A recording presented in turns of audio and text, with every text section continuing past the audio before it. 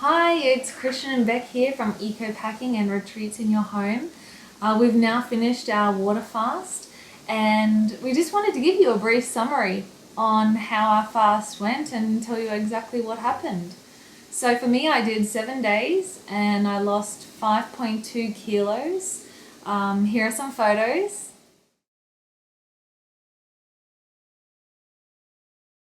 You actually can see that I lose a lot of my weight in my face. Great. Anyway, how did you do? Yeah, so I fasted for 6 days and lost 4.3, almost 4.5 kilos. So I finished 1 day before Beck.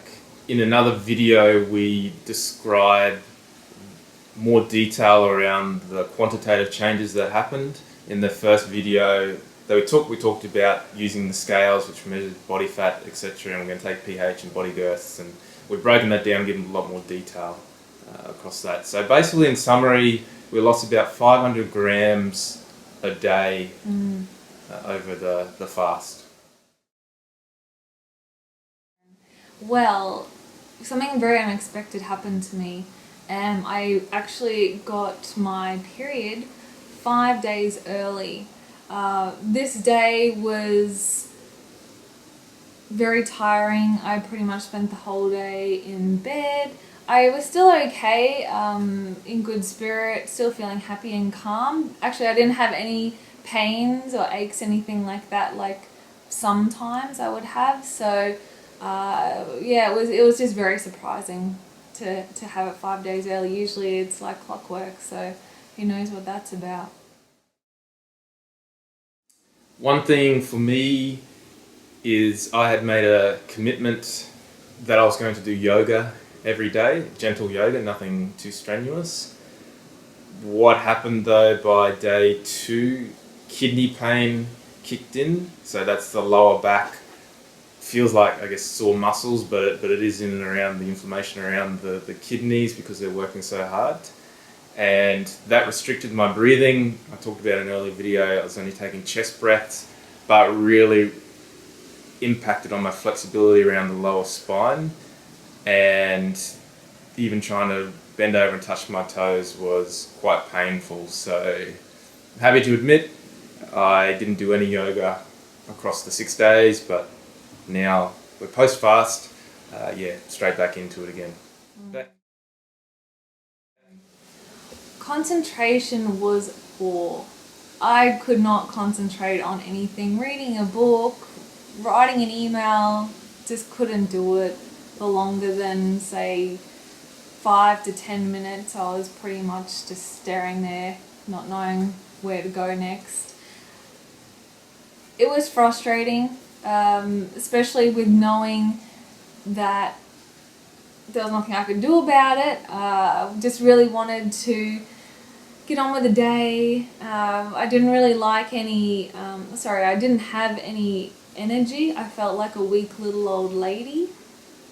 I was walking around, taking my time, and yeah, it just didn't like it.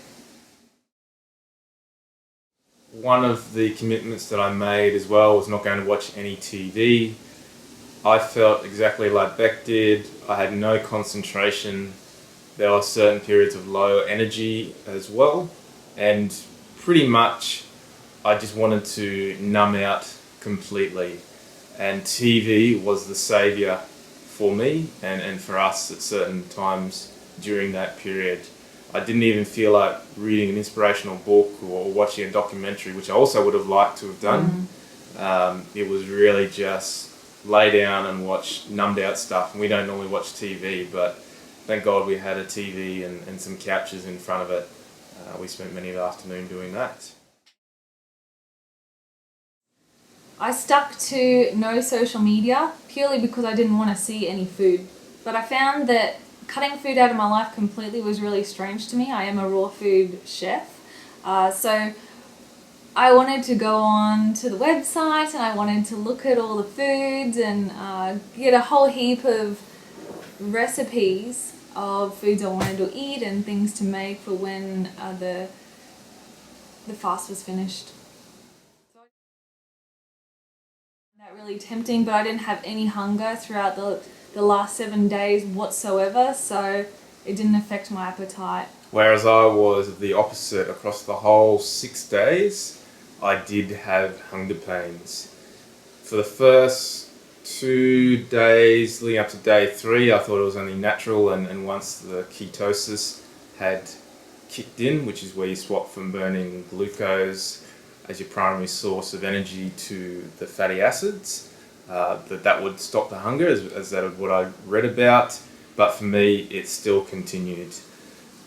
So I tried to do a bit of reading in and around this, and some people were saying that there could be a few different reasons. So one is that there's physiological changes happening in the stomach. The stomach's repairing itself, the lining, and so on and so forth. There could also be a psychological aspect, which is it's still trying to break the relationship between a physical sensation in the stomach and a response in the brain. But for whatever reason, it still continued on. But as always, whenever there was this discomfort, just drank more water. I had reflux. It was so awful. I would drink some water, and then 10 to 15 minutes later, it would just ripple up my throat, this burning sensation. You just have to ride it out, because there's nothing I could take for it. I mean, other than water, and water seemed to make it a bit worse. I still have reflux today. Just doing some little stretches before, I had to stop because it's still there. So I've never had it before in my life, so I don't know why it's happening. Some people said that it could be because of the liver dumping bile into the stomach. Someone else says that it's not enough stomach acid in the stomach. I'm still researching it. At the moment, apple cider vinegar seems to really be helping me, so I'm going to continue that. We are a big fan of enemas, water enemas, coffee enemas, MMS enemas and the like, using them not even when we're cleansing, just as part of our daily program. We deliberately, except for days 1 and 2, didn't do any enemas after that because of many people recommended that you shouldn't be doing enemas because it stimulates the digestive tract during the fast, which is, we want the digestive tract to rest to allow the body to heal itself and repair and the like. So we decided not to do any enemas apart from the first day or 2 to help clear out the lower digestive tract. What the result of that was for me personally is I had constant pressure and a little bit of uncomfortability in my bowels. By day 3, it had been building up from day 2 to day 3. Luckily, late in day 3, I did have a bowel movement. It was quite black, by the way, but soon after that, by day 4, halfway through day 5, the pressure was there again, and there was no way it was going to come out by itself because everything is basically dormant there, and I'd resigned myself to wait to the end of the fast. By the end of day 5, I was just like, no, this is unbearable, it's very uncomfortable. So I did a water enema, 2 litres, and instant relief. It cleared out a lot of what was there. It came out as very, very black, dark liquid, and it smelt a lot like bile, but instant relief.